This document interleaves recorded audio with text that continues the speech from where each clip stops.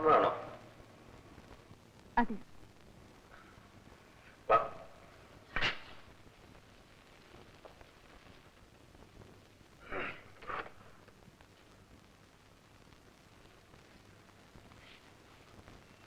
ഒരിടത്തി തരാനായി മാത്രമാണ് ഞാനിപ്പോ വന്നതെന്ന് പറഞ്ഞാൽ അത് കള്ളമാണ്. പിന്നെ വന്നത് പൊടിപ്രശ്നത്തിനല്ല, ജീവിത പ്രശ്നത്തിനാണ്. ഇന്നലെ നിങ്ങൾ പറഞ്ഞ കാര്യങ്ങളെല്ലാം ഞാൻ കാര്യമായി ആലോചിച്ചു നോക്കി. നമ്മുടെ രണ്ടുപേരുടെയും ജീവിതം കറപുരണ്ടതാണ്. എന്തുകൊണ്ട് നമുക്കൊരു പുതിയ ജീവിതം തുടങ്ങിക്കൂടാ എന്ന് തോന്നി.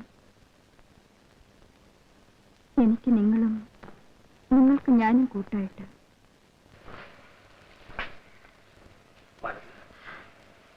പക്ഷേ ഒന്നുകൂടി ശരിക്കാലോചിച്ച് തീരുമാനിക്കേണ്ടത് നിങ്ങളാണ്.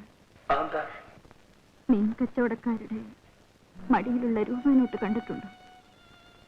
അഴുക്കം പിടിച്ച് അരികെല്ലാം മടങ്ങി മടക്കെല്ലാം കീറി നാറ്റവുമായി. അതുപോലത്തോളാണ് ഞാനും. നല്ലതുപോലെ ആലോചിച്ച് നോക്ക്. നോട്ട് അഴുക്കാണെങ്കിലും അല്പം കീറിയതാണെങ്കിലും അതിന്റെ വില കുറയുന്നില്ല. ആട്ടെ, നിനക്ക് എവിടുന്ന പെട്ടെന്ന് ഈ ഭൂതോദയം ഉണ്ടായിരുന്നു? ബോധ്യമരത്തിന്റെ അടിയിലിരുന്നപ്പോഴല്ല, മറ്റൊരുത്തന്റെ മാറി ചാരിക്കിടന്നപ്പോഴാണ്.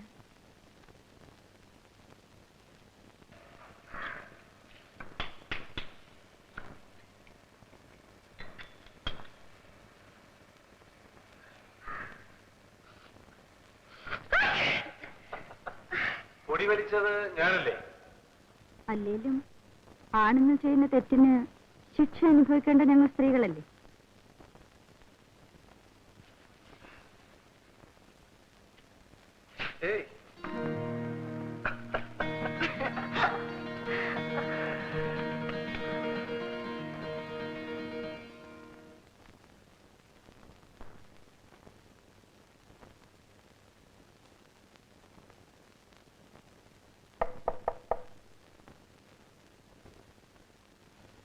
മാലതി,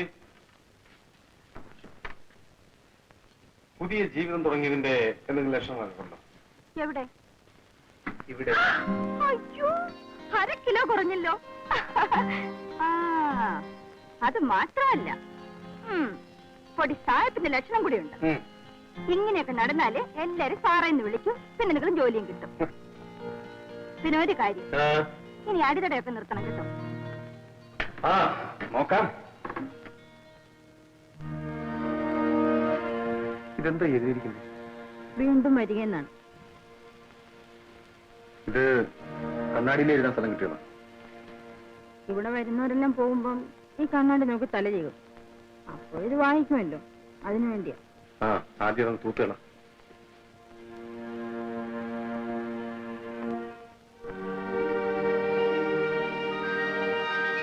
അപ്പഴേ ഇടോ ഇടോ തന്നെ തന്നെയാ.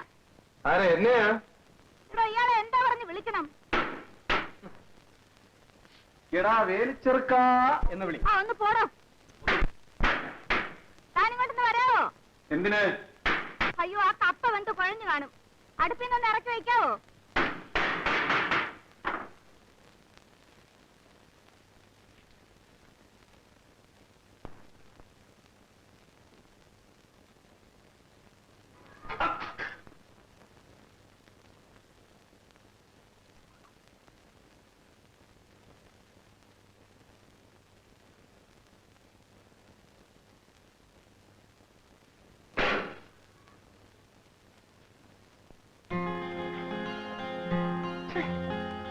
എന്തൊരു കുളിയാ ഇത്?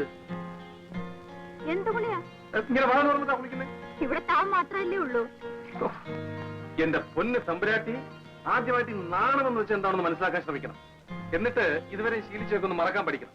പിന്നെന്തൊക്കെ പഠിക്കണം? ഈ ശരീരം മറ്റാരെയും കാണാതിരിക്കാൻ പഠിക്കണം. എന്നാലേ സാർ തന്നെ വാതിലടച്ചുണ്ട് ഒന്ന് പുറത്തേക്ക് ചെല്ലാമോ? പിന്നെ സാർ എന്തിനാ തിരിഞ്ഞു നോക്കുന്നത്?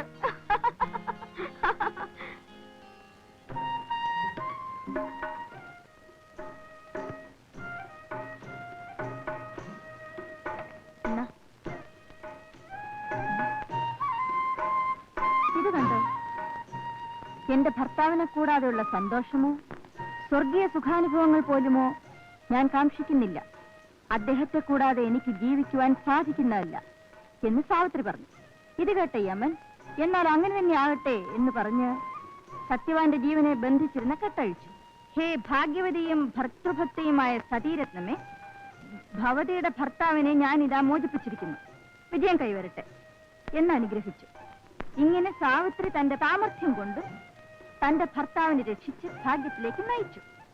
നീ ഇതിങ്ങനെ ഓടിച്ചു വായിക്കുന്നല്ലോ, ഇതിന് മുൻപ് ഇത് വായിച്ചിട്ടുണ്ടോ? വായിക്കുന്നു, പക്ഷെ മനസ്സിലാകുന്നുണ്ടോ? പഠിച്ചപ്പോൾ മനസ്സിലായില്ലായിരുന്നു. ചാരിത്രം നഷ്ടപ്പെട്ടു പോയതിനു ശേഷമാണ് ചാരിത്രശുദ്ധിയെപ്പറ്റി ശരിക്കും മനസ്സിലായത്.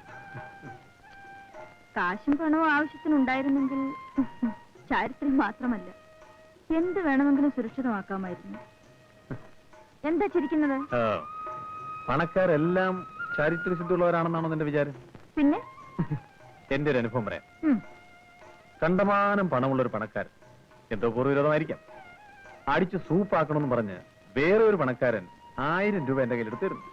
ഞാൻ അയാളുടെ ബംഗ്ലാവിലെത്തുന്നു. ചെന്നപ്പോൾ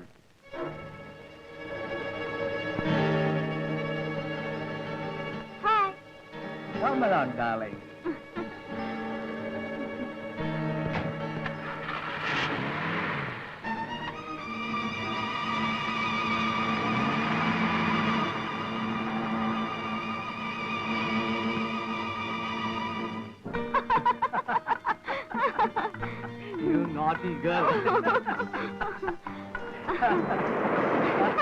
Hey, you. donkey game? Come on, I'll teach you the donkey game. Come on. How is it? How is it? It's nice. No, come on.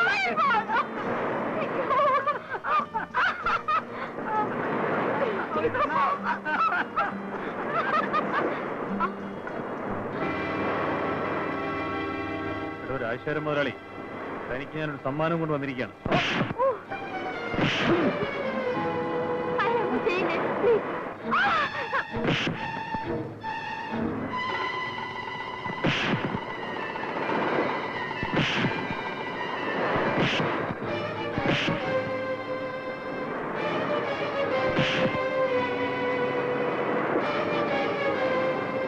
അയ്യോ, ആ രാജശേഖരൻ മുതലാളി അല്ല.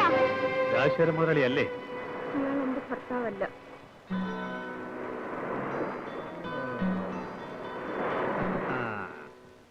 അപ്പോൾ ഇത് പുറത്തറിയാൻ പാടില്ല അല്ലേ?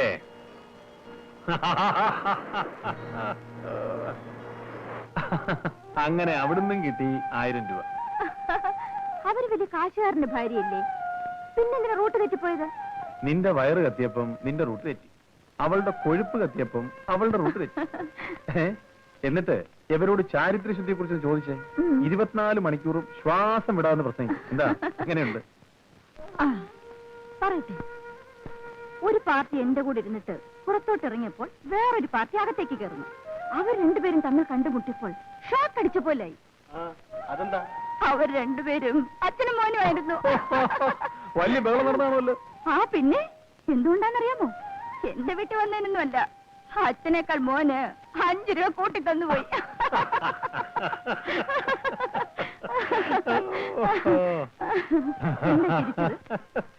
ഞാൻ വേറൊരു കഥയോട് തിരിച്ചു പോയതാ. എന്റെ അടുത്തോടെ പറഞ്ഞിട്ട് ചിരിക്കുന്നു. വേണ്ട, വൃത്തികേടാ.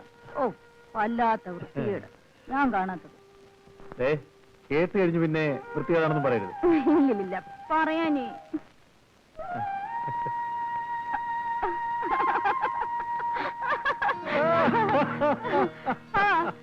ഇതിനേക്കാൾ അശ്ലീലം എനിക്കറിയാം.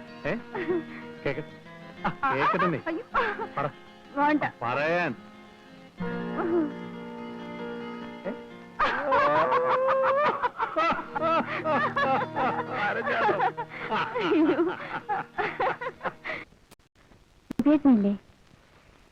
എന്തിനാ മറിയ നീ അയാളുടെ പിറകിന് നടക്കുന്നത്? അയാൾ ചീത്തയാ.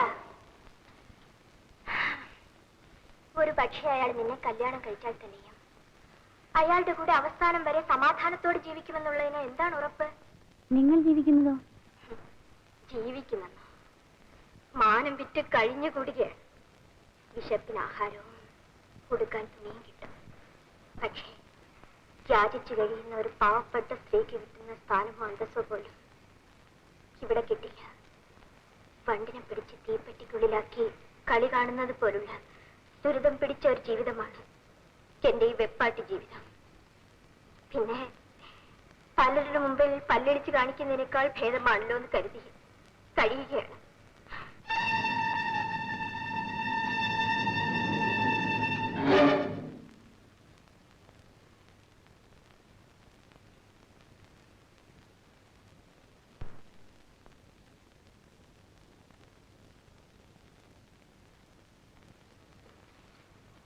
എന്നെ പ്രതീക്ഷിച്ചില്ല അല്ലേ? മോട്ടോർ സൈക്കിളിന്റെ ശബ്ദം കേട്ടതുമില്ല. അപ്പോ നിനക്കും ഇവിടുത്തെ ജീവിതം മടുത്തു. സമയത്തിന് ആഹാരം, ഇഷ്ടം പോലെ ഉടുപ്പ്, എന്റെ കൂടെ കിടക്കാൻ ഫോമിന്റെ മെത്ത, ഇതിൽ കൂടെ നിനക്ക് എന്താ വേണ്ടത്? എന്ന് നീ പിറുപിറുക്കാൻ തുടങ്ങിയോ അന്ന് നിന്റെ അക്കൗണ്ട് ക്ലോസ് എന്ന് പറഞ്ഞ ഓർമ്മയില്ല.